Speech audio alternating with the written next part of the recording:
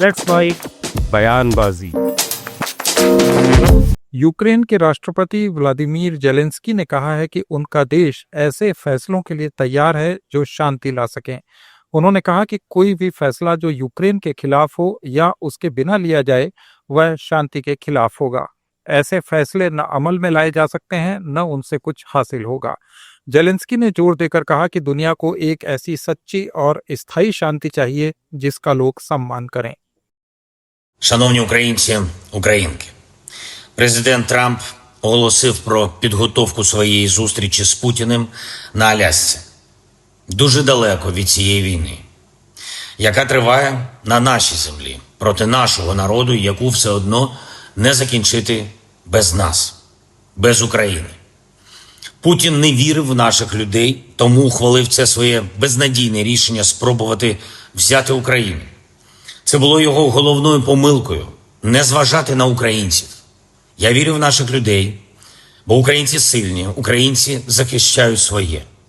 Багато хто в світі став на бік України за час війни. Навіть ті, хто з Росією, знають, що вона чинить зло. Звісно, ми не дамо Росії нагород за зроблене.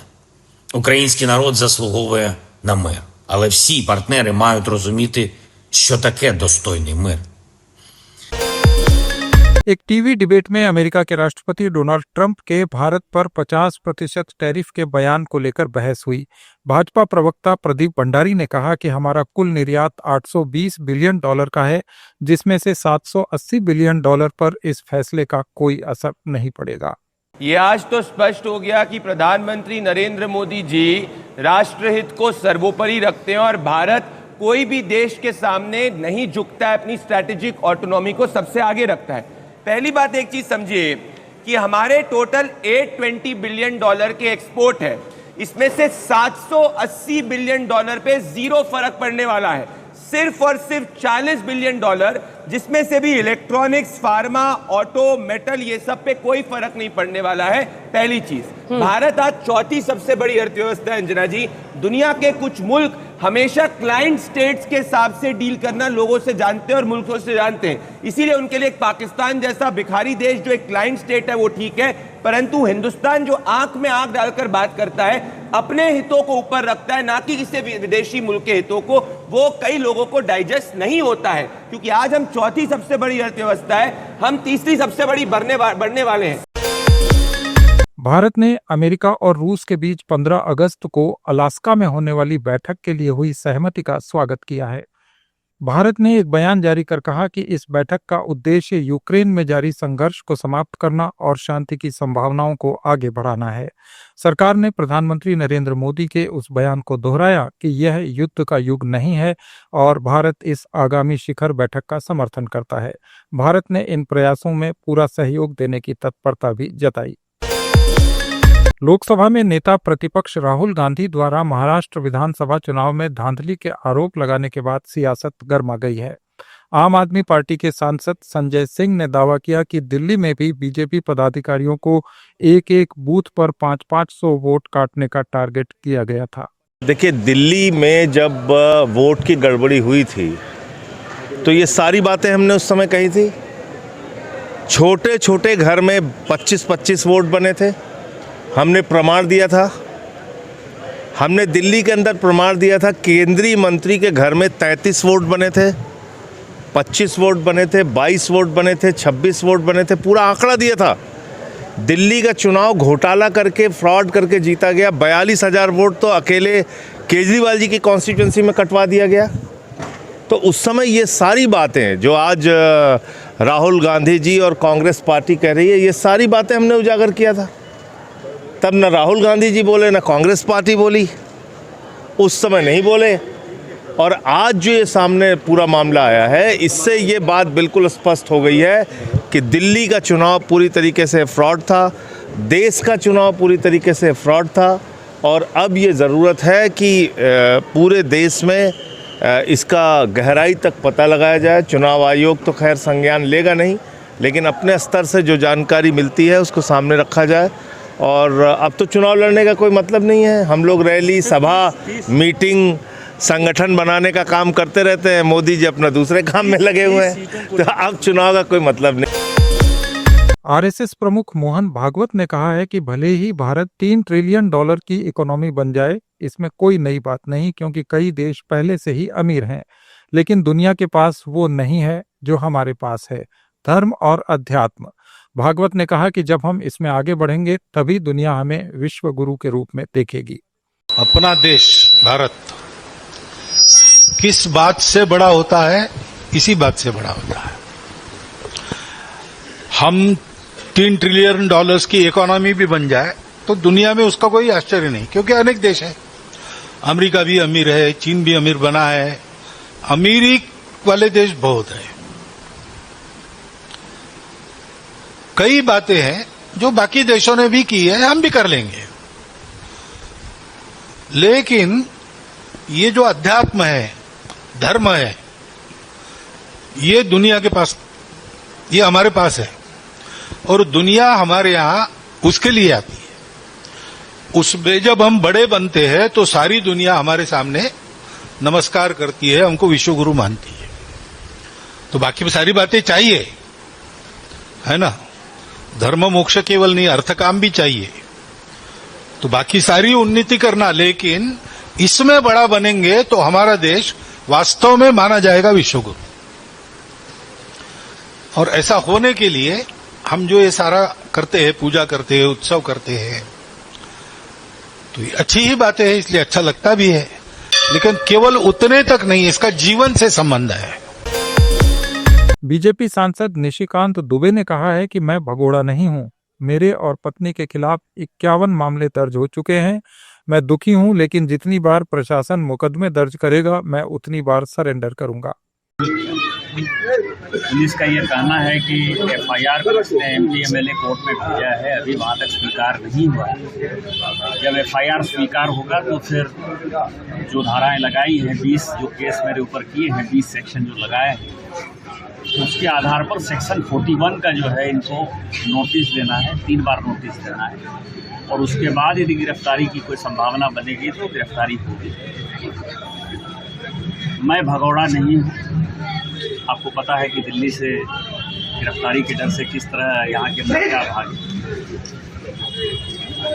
मैं यहाँ का सांसद और यहाँ की जनता ने 4 बार मुझे चुनाव जिताया है, और चुनाव इसीलिए जिताया है कि मैं उनके लिए संघर्ष करूँ, और उनके लिए मैं तभी संघर्ष कर पाऊंगा जब मैं कानून का पालन करता बना। ये 51वां केस है मेरे ऊपर, मेरी पत्नी के ऊपर। इस केस में भी आपको पता है कि मेरा बड़ा बेटा जो है वो भी संलिप्त है, उसके ऊपर भी एफआईआर है। मेरे भाई के ऊपर, पिताजी माताजी के ऊपर। तो इस केस से मैं दुखी हो गया, और मुझे अब लगता है कि जितना केस प्रशासन जितने केस करेगा उतनी बार मैं गिरफ्तारी देने के लिए आऊँगा, और कानून में यदि कोई प्रावधान है तो पुलिस मुझे गिरफ्तार करे। यदि मैंने कोई गलती की है तो पुलिस मुझे गिरफ्तार करे। बिहार के मुख्यमंत्री नीतीश कुमार की अनंत सिंह और गैंगस्टर से नेता बने आनंद मोहन से मुलाकात पर तेजस्वी यादव ने निशाना साधा है। उन्होंने कहा कि मैं उन पर टिप्पणी नहीं करना चाहता, वे सिर्फ AK-47 की भाषा समझते हैं।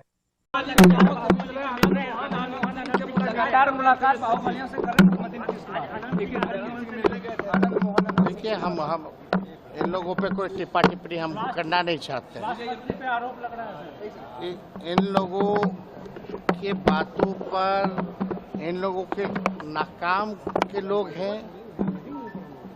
ये लोग केवल जो है AK-47 की भाषा समझते हैं, और AK-47 घर में मिलता है, वही सरकार घर में पकड़ती है और वही सरकार छुड़वाती है।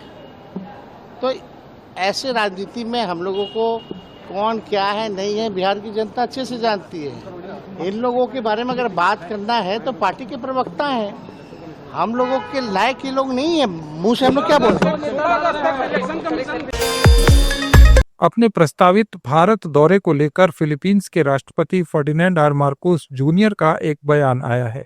उन्होंने कहा कि प्रधानमंत्री मोदी और मेरे बीच विचारों की गहरी समानता है।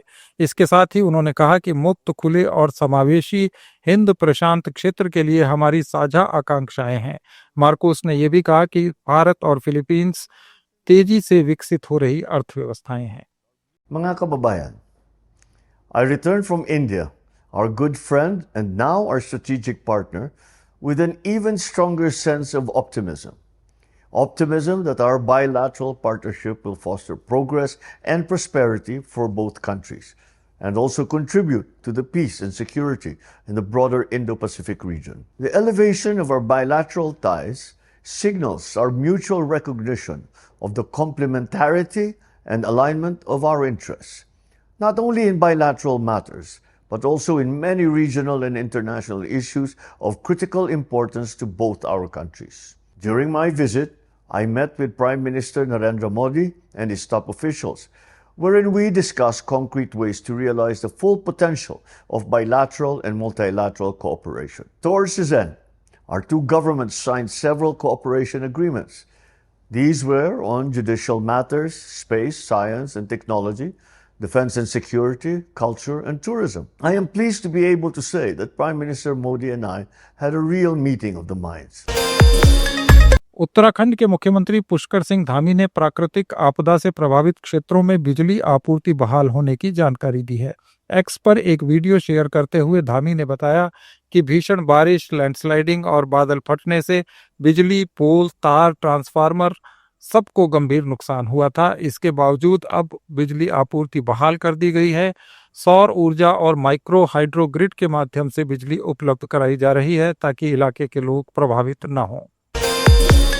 त्रिपुरा में टिपरा मोथा पार्टी के प्रमुख प्रद्योत विक्रम माणिक्य देव वर्मन ने एक बयान दिया है। ये बयान चर्चा में बना है। उन्होंने कहा कि भारत अवैध प्रवासियों के लिए प्रजनन स्थल बन गया है। उन्होंने कहा कि अगर आप भारत के लोगों पर भरोसा करना चाहते हैं तो पहले पूर्वोत्तर के स्वदेशी लोगों पर भरोसा करें। बर्मन ने डोनाल्ड ट्रंप के उस फैसले का उदाहरण दिया जिसमें भारतीयों को न्यूयॉर्क से पंजाब भेजा गया था। उन्होंने कहा कि अगर ट्रंप ऐसा कर सकते हैं तो हम क्यों नहीं कर सकते। ये लोग भारतीय नहीं हैं, इसलिए हमें उनके मूल देश यानी बांग्लादेश या म्यांमार वापस भेजना चाहिए। उन्होंने असम के मुख्यमंत्री हिमंता बिस्वा शर्मा द्वारा असम से लोगों को बाहर निकालने का भी जिक्र किया, जिनका प्रवेश त्रिपुरा, मेघालय या नागालैंड में हो जाता है। उन्होंने सरकार से कहा कि वो पूरे देश में समान नीति अपनाए और नॉर्थ ईस्ट को भी इसमें शामिल करे। सीमा पार से नशा तस्करी रोकने के लिए पंजाब के मुख्यमंत्री भगवंत सिंह मान और अरविंद केजरीवाल ने पंजाब में एंटी ड्रोन सिस्टम का शुभारंभ किया। केजरीवाल ने बताया कि अब पाकिस्तान से ड्रोन के जरिए आने वाले नशे को ये सिस्टम पहचान कर गिरा देगा, जिससे तस्करी पर कड़ी लगाम लगेगी।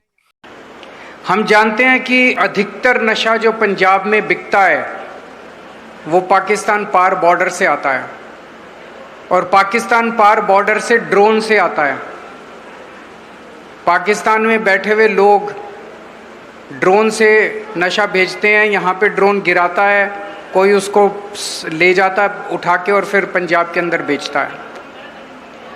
आज पंजाब सरकार ने, पंजाब पुलिस ने एंटी ड्रोन सिस्टम लागू किए हैं। इससे अगर कोई भी ड्रोन पंजाब के अंदर एंटर करेगा पाकिस्तान से तो हमारा एंटी ड्रोन सिस्टम उसको देख लेगा और देखने के बाद उसको वहीं पे ख़त्म कर देगा, वो नीचे गिर जाएगा, तो वो अपना नशा डिलीवर नहीं कर पाएगा। आज 3 एंटी ड्रोन सिस्टम लागू किए जा रहे हैं, 9 का ऑर्डर है, 6 और अभी कुछ दिनों के अंदर आ जाएंगे, और भी ज़रूरत होगी और भी खरीदेंगे। पंजाब में नशा बंद करने के लिए हमारी सरकार वचनबद्ध है और पंजाब के 3 करोड़ लोगों के साथ मिलकर अब नशे को ख़त्म करेंगे, किसी चीज़ की कमी नहीं होने देंगे। पंजाब अकेला राज्य है पूरे देश के अंदर जिसके पास आज से अपने एंटी ड्रोन, खुद के एंटी ड्रोन सिस्टम है। तो अब पंजाब के लोग बेबस नहीं हैं। पुरानी सरकारों ने उनको नशा तस्करों की गोद में डाल दिया था, अब पंजाब लड़ रहा है नशे से, और मैं वाहेगुरु जी से विनती करता हूं कि जल्दी पंजाब को नशे से मुक्त कराएं। बहुत बहुत शुक्रिया। ये थे आज के कुछ अहम बयान। अपडेट्स के लिए जुड़े रहिए लेट्स माइक के साथ। Download the app now from Play Store. Available both on Android and iOS mobile phones. Follow us on YouTube, Instagram, Twitter, LinkedIn, Facebook, Telegram, WhatsApp, Snapchat. Let's talk, let's connect, and let's smile.